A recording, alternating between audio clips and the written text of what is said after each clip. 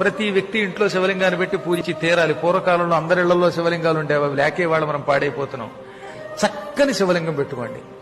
కిం బహూక్తేన మునయః స్త్రీణామపి తథాన్యతః అధికారోస్తి సర్వేషాం శివలింగార్చనే ద్విజాః. ఎందుకు ఇన్ని మాటలు? శివలింగం అందరి ఇళ్లలో ఉండొచ్చు, అందరూ శివలింగాన్ని ముట్టుకుని పూజించవచ్చు. స్త్రీణామపి ఆడువారికి, తథా అన్యతః ఇతరులకు, అందరికీ శివలింగం మీద అర్చన మీద అధికారం ఉన్నది. మీ ఇళ్లలో అధికారం ఉంది గనక శివలింగం పెట్టుకు పూజించండి. శివలింగం ఇంట్లో ఉండకూడదని ఎవడన్నా చెబితే వాడిని శవంతో సమానంగా చూసి అవతలకి గెంటేయండి అని నందీశ్వరుడు శివపురాణంలో ఋషులకి చెప్పాడు. ఈ శ్లోకం శివపురాణంలోది. కాబట్టి అందరిళ్లలో లింగం ఉండాలి.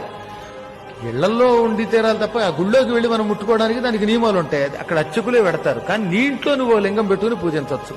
అలా ఉండి తీరాలట.